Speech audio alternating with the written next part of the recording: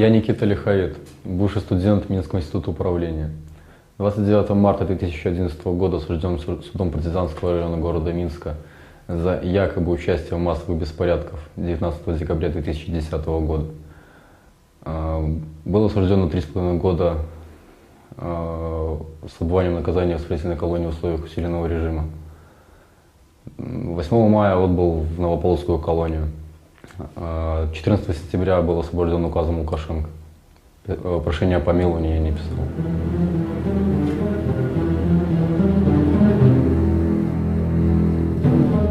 Я участвовал в акции 12 декабря, потому что считаю и буду считать так до того времени, пока будет продолжаться такой беспредел в стране, что так жить нельзя. Нельзя слушать и верить той лжи, которую нам пытаются вбить в наши головы официальные СМИ.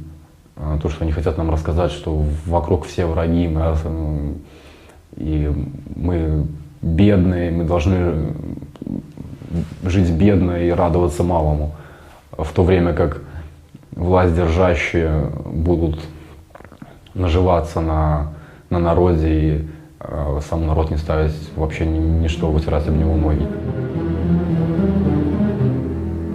В суде у меня было 29 потерпевших из числа сотрудников полка милиции специального назначения Мингорисполкома, которые якобы пострадали в событиях 19 декабря. Ни один из этих 29 человек никогда ранее не видел меня и не имел ко мне никаких претензий. Практически всех из них я и мой адвокат во время судебного слушания словили на лжи. С юридической точки зрения моя вина не была доказана ни в коей мере. Ни одно из действий, прописанных в данной статье, не было совершено 19 декабря, то есть не было ни поджогов, ни насилия над личностью, ни вооруженного сопротивления представителям власти, ни уничтожения имущества. Там на суде я был свободнее остальных, свободнее всех тех, кто был тогда в том помещении. Да, я знал, что в соседней комнате сидят автоматчики, потому что я их видел. Я знал, что на всем этаже стоят вооруженные люди, потому что они не знали, чего можно ожидать.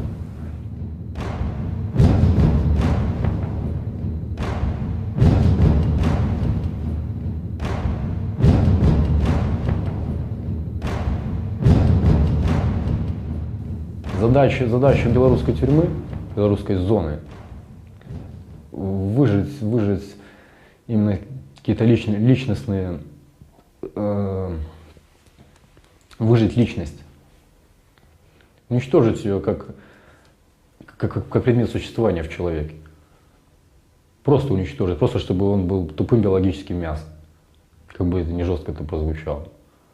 Но это задача белорусской зоны. Просто чтобы через год, 5 лет, 10 лет ты просто вышел и боялся всего. А так как в Беларуси очень много милиции, чтобы при каждом появлении фуражки из-за угла тебя начинало трясти от страха, от панического страха. На каждой утренней проверке я представлялся как незаконно осужденный. Меня осудили незаконно, почему я должен выполнять их требования? За то, что я отказывался выполнять правила внутреннего распорядка, я провел в штрафном изоляторе 81 сутки и в помещении камерного типа еще 1,5 месяца. За это время я побыл вне помещений ШИЗО и ПКТ 8 дней. 8 дней за 4 месяца. А меня в виде наказания, опять лишили за 2 дня всех свиданий, положенных мне, всех передач, всех посылок. То есть я вообще не получил ничего со свободы. Я жил только на том, что, скажем так, на положенном питании и содержании, то, что положено в колонии. Я похудел на 18 килограммов за 9 месяцев. Да, меня хотели сломать. Я даже знаю, как, где и каким образом.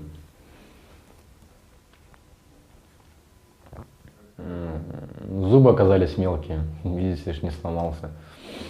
А может, не давили так сильно, я не знаю. Ну, Богу так надо было, чтобы я остался таким, какой я есть.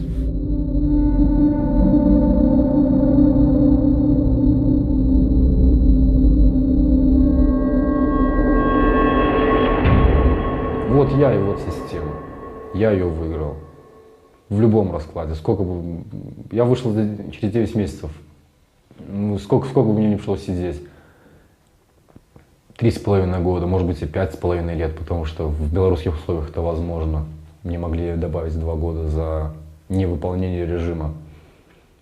Сколько бы ни пришлось сидеть, я все равно бы их выиграл. Потому что я сильнее.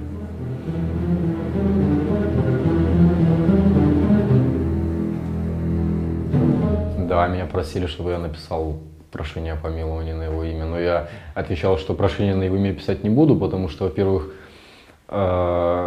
могу написать, ну, только все, что я о нем думаю ему. Вот, но за это как бы предусмотрена еще парочка статей. Вот, а как я буду писать прошение о помиловании на имя человека, который называет себя президентом страны, а на самом деле является узурпатором власти и преступником? То есть, понимаете, это все равно, что как бы, что я написал бы прошение о помиловании, ну, скажем, вору в законе. В принципе, да, там презирают Лукашенко. Наверное, 99% арестантов в Беларуси презирают его и считают его вообще, ну, все возможные грехи приписывают ему, потому что, ну, они не считают его вообще человеком. В принципе, по секрету, если сказать, то очень много вообще, ну, даже из администрации так считают. Современная Беларусь, ну, это, знаете, это вот как такой старик, дряхлый, который сидит с протянутой рукой, такой грязный, дряхлый весь, сидит с протянутой рукой, и когда рядом проходят люди, не дают ему ничего, денег, не дают ему ничего, он начинает ругаться на них матом, говорить, вот вы такие сяки, ну, просто без причины. Не от того, что он такой, а потому что они не дают ему денег, как будто бы они ему что-то должны. Он сам загнал себя в ту яму, в которой он есть. К сожалению, моя страна сейчас в таком же положении. Здесь, в Беларуси, я научился любить и ненавидеть. Я научился прощать. Я стал таким, какой я есть. Я не хочу никуда уезжать. И учиться, да, я хочу продолжать учиться здесь. Я тоже не хочу никуда ехать. Как жизнь сложится, так сложится, но я знаю, что она будет связана с этой землей, что все будет именно здесь.